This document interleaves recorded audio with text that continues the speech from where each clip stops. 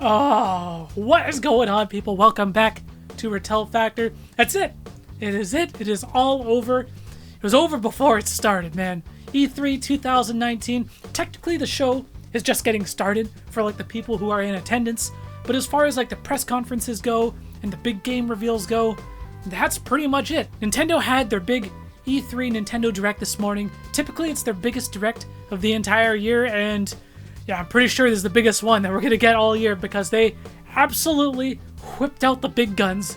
They had some killer announcements in this Direct. They showed a lot of games that, we already knew about, but like things like Luigi's Mansion 3, I'm like super excited for that game. They definitely delivered. It's looking amazing. Let's take it from the top and get started. They opened it off with a Smash Brothers characters announcement. The hero from Dragon Quest XI is going to be in the game, as well as like a bunch of other Dragon Quest protagonists from a bunch of different Dragon Quest games. I don't know if they're going to be Echo Fighters because there's just so many of them. I almost expected to act more of like Bowser Jr. did with like the Koopalings. That's what I think they're going to do with this character. So I think that's really cool. Dragon Quest, it's a huge game series with a crazy legacy that goes back all the way to the 80s. Absolutely belongs in Smash Brothers.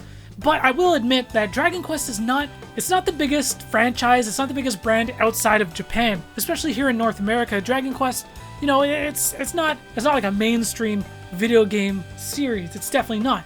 So I was anticipating, I was like, okay, they're bringing Dragon Quest in. They're probably going to announce another character as well, just to satisfy the Western audience. And sure enough, I was right. Fast forward to the end of the conference, the end of the Direct. They showed Banjo-Kazooie. God damn it! I love the way they introduced them. It's very similar to how they announced King K. Rool.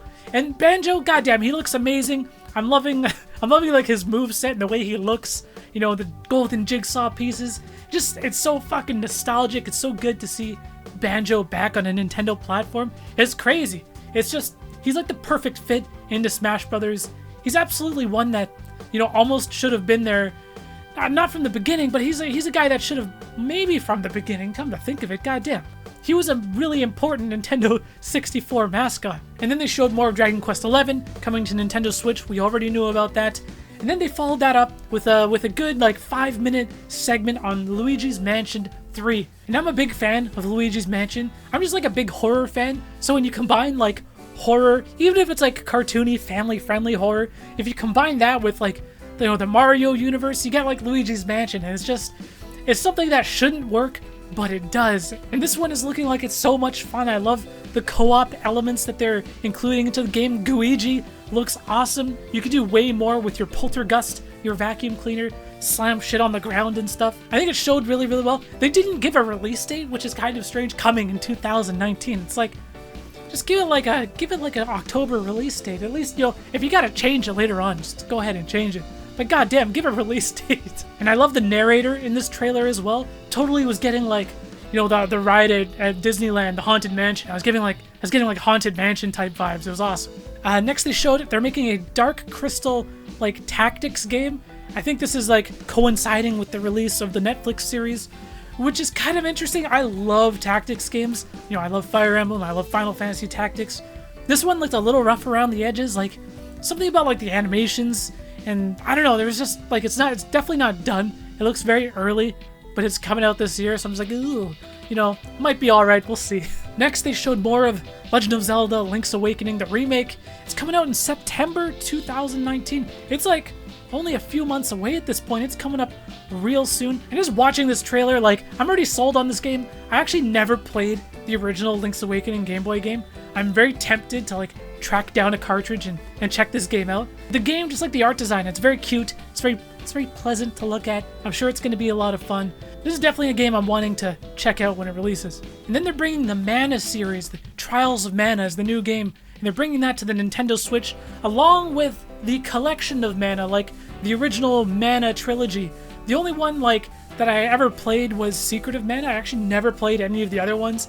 I had no idea that the Final Fantasy Game Boy game was actually a precursor to Secret of Mana.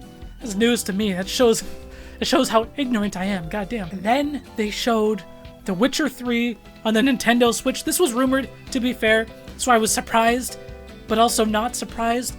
But I'm also just surprised that they got this shit to run on the Nintendo Switch. Man, what is this shit gonna look like? What, are you gonna be able to see more than 4 feet in front of you? Like, goddamn, this game, this game didn't even have the best performance on my PS4. So I don't know what kind of wizardry they came up with to get this running on the Nintendo Switch. I'm very curious, very fascinated. Has there been any reports on who's doing this version of the game? Who's porting it over to the Switch? Is it Panic Button? They're kind of like, they're like the go-to porting studio for the Nintendo Switch. So I'm curious to see who's actually behind this. And then they showed more Fire Emblem Three Houses. I'm already on board. We have already seen this game several times. And, you know, not a whole lot new on this one, but, I mean, it's Fire Emblem. I'm looking forward to it. And then they had, like, this strange, like, Resident Evil, like, commercial with these actors playing on the Switch inside of this creepy-ass house. Why would anyone do this? God damn it. But they announced that Resident Evil 5 and 6 is coming to the Nintendo Switch, which is kind of awesome. Say what you want about Resident Evil 5 and 6. They're not exactly, you know, favorites in the series, but I mean, I think they're really fun games. My only concern is gonna be the price tag on these things, because right now, like here in Canada where I am, if you want to buy Resident Evil Remake, it's like $40 fucking. It is insanely overpriced. God damn. And then we had the reveal of No More Heroes 3. Travis Touchdown, your boy. He's back. Obviously, we had that No More Heroes kind of like spin-off mini-game arcade collection that came out back in January, I want to say. But this is like a full-blown proper sequel to No More Heroes. I'm sure this is going to make a lot of people happy, because No More Heroes 2, like, it's been a little while since that game came out. I want to say maybe 8 or 9 years since we've had like a proper No More Heroes game. Now here is a fucking curveball, a brand new Contra game. Konami, what the hell is going on? They're making a new top-down Contra game. It reminds me of like the PlayStation 1, Sega Saturn Contra games. This is looking real interesting. It looked a little rough. I heard that for some reason the trailer that they showed in the Direct was at like really like low resolution. It kind of looked like ass, to be honest, but I'm hearing reports of people who have actually seen the game running that it looks quite a bit better than that. They must have fucked something up with like the rendering or the capturing or something along the lines of that, because yeah, no, it definitely didn't look good, but it looks like it might be fun to play, which is most important. And then they also followed that up with a stealth, you know, surprise release of the Contra Anniversary Collection, something that we knew it was coming, but we just didn't know when. So it's nice to see that this is now out and available now on the Nintendo Switch. And then they showed more of Daemon X Machina. And you know, I played the demo for this when they put out that demo. I want to say back in March or something like that. And I'm a little worried about this game. It might be a fine game. I hope they fix the performance a little bit. But I'm worried about it because it's dropping at a really competitive, really packed month. Like September is ridiculous. It's launching like a week before Zelda, which does not bode well for this game. And not just Zelda, but a lot of other like bigger games. This game, honestly, it should have released like back in February or January or something, because there weren't that many big releases around that time. So I feel like the release date on this one is missing the mark. Goddamn. And then what the fuck? A new Panzer Dragoon game? What the hell is going on, Sega? What are you doing?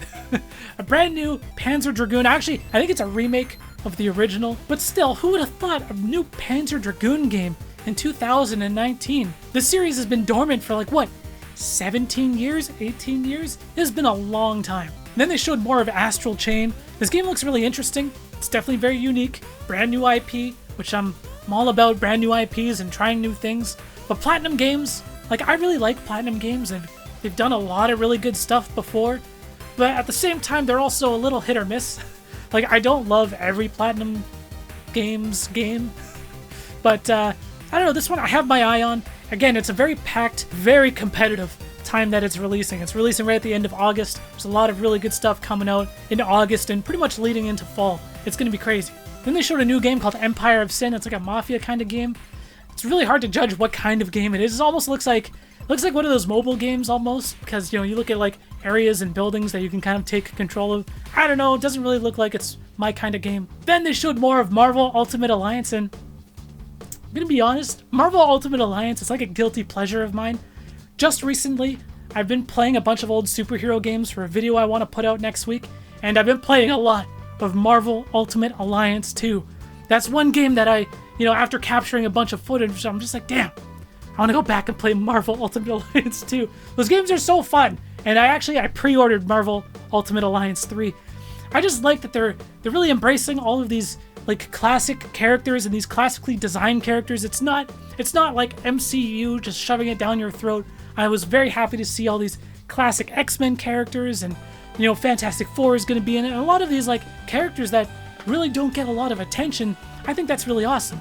Then we got an update on Cadence of Hyrule, and it's releasing this Friday. Fuck yeah, I can't wait for this game. I'm actually going to buy this game when it comes out on Friday. It's like a rhythm-based, dungeon crawler. It looks like it's a lot of fun. And plus, the music, man, just like those remixed Zelda tracks, I am all about that shit. I can't wait to check this out. And then they're doing another Mario and Sonic Olympic game. I'm going to be fair, okay, I've never played any of the Mario and Sonic Olympic games. I'm probably not going to start now either. But hey, it's there. Clearly they keep making them. Someone must be buying them. Every 4 years, every 2 years, I guess, because they do the winter games as well. God damn. And this was the big one, Animal Crossing. It's called Animal Crossing New Horizons. We got our big update on it, and they did announce that they're pushing back the release date. It was supposed to be a 2019 game, got bumped back to March 2020, and again, goddamn, spring next year. Fuck that shit. I'm gonna be broke because there's a lot of real good games coming out in like March and April. That shit's gonna be rough. But I feel like Animal Crossing competes with no one. They're like at a class of their own. Like, I don't think Final Fantasy VII coming out in the same month is really going to impact the sales of Animal Crossing. People are going to buy Animal Crossing. And Animal Crossing is one of those games, it's going to have legs. It's going to continue to sell for like years. That's what Animal Crossing New Leaf did. And Animal Crossing, man, it's like it's got a special place in my heart. I can't wait for this game. I'm a huge Animal Crossing fan. Again, sometimes you just want to come home after a hard day, stressful day at work, and just play some goddamn Animal Crossing. And then near the end of the show, they had like this sizzle reel. And this sizzle reel, I'm telling you, this sizzle reel had like a bunch of like big announcements. I'm just like, whoa, slow it down, sizzle reel, because they're showing shit like the Spyro trilogy coming to Switch. They're showing Ni no Kuni coming to Switch. Alien Isolation. It's like, what the fuck? But I guess, to their credit, they don't want to spend too much time on, like, these ports and such. But, I mean, for a lot of these games, it's like the first time they've ever been available on a handheld console. It's kind of a big deal. And then, at the very end of the show, they had one of those in development now type teasers. They're making a sequel to The Legend of Zelda Breath of the Wild. And this trailer was really cool. I was watching it with my girlfriend, and she's like, it's too scary. She's like, it's scary, I don't like it. But at the same time, she loves Breath of the Wild. She's looking forward to it, I'm looking forward to it, and goddamn, it just makes sense for them to do a Breath of the Wild sequel. First of all, the original game, Breath of the Wild, that shit sold millions of copies. It was critically acclaimed. A lot of people say it's their favorite Zelda game. Some people say it's their favorite video game of all time. So why the hell would you not want to make a direct sequel to Breath of the Wild? And the amount of time that they must have spent developing the engine and the mechanics of Breath of the Wild, and they're just so perfect. Absolutely use that shit again. Absolutely make a sequel. Reuse some assets. Fucking Majora's Mask did it. I would say fast track another Zelda game using this engine. Fucking do it. More Breath of the Wild sounds good to me. And it's kind of funny too. I've been playing a lot of Breath of the Wild recently. I just went back and I finished all of the Champions Ballad. Finally got my motorcycle. God damn it. It's so good. That game is a masterpiece. And for them to make a sequel to that, it's like a no-brainer. We don't know anything about it. They didn't really show much in that trailer. But fuck, I'm on board. Anyways, that pretty much wraps up the E3 coverage for E3 2019. We've been doing a video a day talking about all the big announcements. So now back to our regular scheduled programming. God damn it. And I'm excited. E3 was fun. E3 is always fun. But I'm excited to go back to making some regular videos. I got a lot of video ideas lined up. I got a couple new deep cut ideas lined up. And I can't wait to start making those videos for you guys. Let me know what you thought of Nintendo's E3 Direct. Thank you so much for watching. Peace out.